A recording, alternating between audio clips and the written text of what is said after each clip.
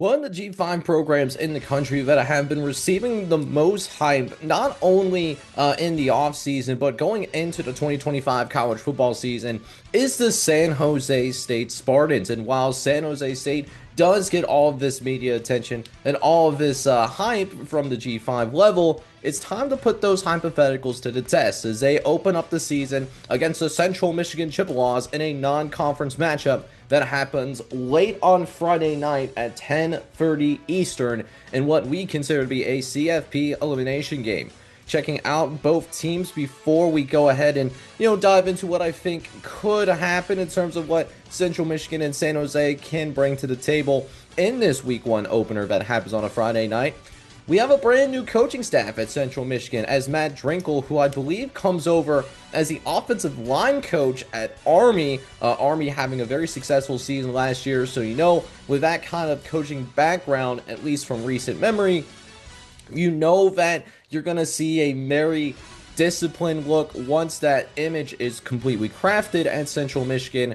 And also, while you go ahead and typically when you see a brand new coaching staff, you see a lot of change and a lot of turn in the transfer portal. That was not necessarily the case when Matt Drinkle took over. As a matter of fact, we have 13 starters. Most of the Central Michigan team that started last season, they are back for this 2025 squad, a team that a very under the radar in terms of its returning production.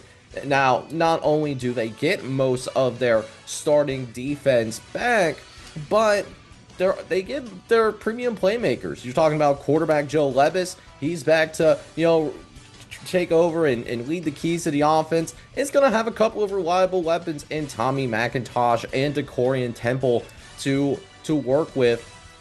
And so, even though Matt Drinkle is taking over, it's more of a grassroots high school development approach versus a transfer portal, and hope that you find some glue guys in the beginning. And they're going to need to build this thing from the ground up because Central Michigan, they're not getting a lot of love from the MAC preseason coaches poll as they come in only 9th out of 13 teams in what is considered one of the lesser conferences in the G5, even though it's one of the more chaotic and frankly one of my favorite conferences to watch, especially when you get into the meat of conference play. But there is a reason why San Jose is bringing a lot of hype into this season. First and foremost, they have a very good head coach who I highly respect, dating back to his days from the Navy, and Ken Neatomo. And while his team only finished with a 7-6 record after a 5 overtime bowl loss, they are bringing in back some good stars,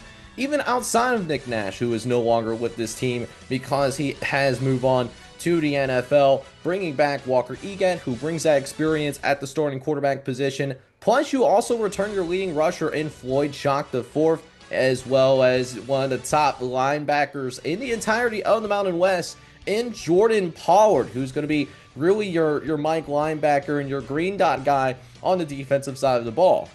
Not to mention, speaking of that transfer portal, not only do they have some homegrown returners, but they did bolster some offensive weapons as well. Landing Leland Smith and Malachi Riley transferring in from Purdue and Arizona respectfully. And a sneaky good end as well. And Danny Scudero transferring in out of Sacramento State. And those guys, as we checked the Our Lads depth chart earlier this morning, they are all expected to start on opening day for the Spartans. So a little bit of an X factor in terms of how quickly do those new weapons and those new pieces get into place for Walker Egat. But we should have a really fascinating game on our hands, right? With Central Michigan, that returning roster that we talked about, and a little bit more of a balanced and methodical approach. Central Michigan will be looking to try and control the clock more so, because that is usually how Army does things. So I expect some of that Army philosophy to transfer over to Central Michigan, except without that heavy dose of the triple option slash wishbone that we do see at the military academies. Meanwhile, on the opposite way, San Jose State, they play a much different way. They play with a much more up-tempo sense. They like to spread you out. And defensively, while it's not an elite defense for San Jose State by any means, it is an optimistic defense as well.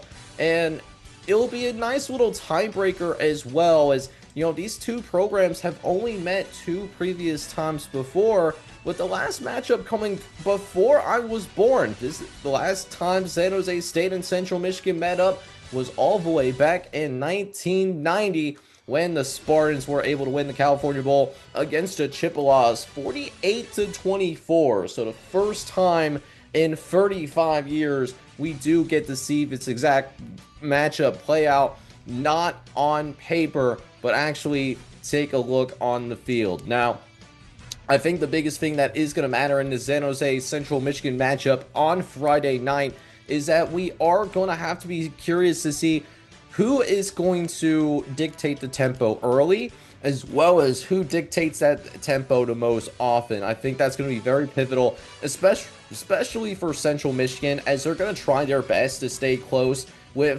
by utilizing that running game to relieve some, because that's going to be really important, right? We know Joe Lobaz, Tommy McIntosh, and Decorian Temple, those guys are all going to make plays, but if the running game cannot get going against the San Jose front seven, then you're putting a lot more pressure on those guys. You're going to be in more third and long situations, and that's just not that's a dangerous world to live in, especially when you are going on the road. And then you're also going to be looking for Central Michigan. Can you stop drives early? Because if San Jose, not only do they get to dictate the tempo of this game, but they win time of possession, despite being a more up-tempo team than what we see from Central Michigan. That's going to create a lot of problems, even for a defense that does return the vast majority of its starters. So that's something to definitely watch out for. But let's go ahead and take a look at what's FanDuel saying, what's our Redzone model saying, as well as we get ready to project this matchup moving forward. So, as of the recording of this video, San Jose State, they are an 11.5 point favorite, but the model, our internal power rating models, actually has San Jose State even more favorable than what we see from FanDuel. We're talking about a 16.5 point favorite for San Jose, and they are incredibly high on the Spartans this year, not only for this game, but also going forward, if you want to project out further into the season. And to be honest with you, I'm going to have to agree with the model on this one. I believe that this Spartans team is going to be able to steadily wear down the Central Michigan defense throughout the course of the game because of that up-tempo style that I think is going to be run beautifully by Walker Egat and Floyd Jock IV in the backfield.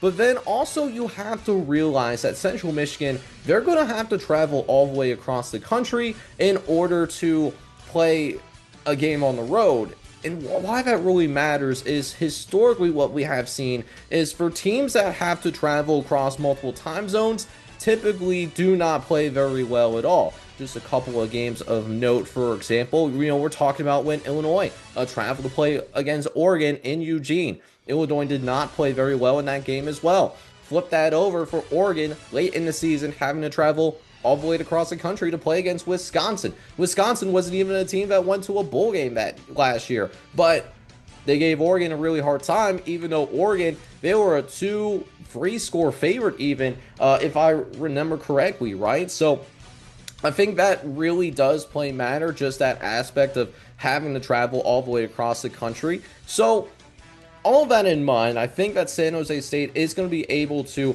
control the tempo of this game, in my opinion, plus the fact that they had the benefit of home field advantage with a team traveling across the country to come and play in your building. You get to be a lot more comfortable than what the Chippewas are going to be in terms of their travel arrangements. So I have San Jose State. I think they're going to come out, they're going to win their first game of the season, and I think they're going to win somewhat comfortably as well. Make this like a 30-17 game, maybe not necessarily hit the over because first week of the season it's probably going to be a little bit on the sloppy side, and I think we saw that with the week 0 games that took place yesterday. But I like San Jose State. I like them to win, and I like them to cover by a final score of 30-17.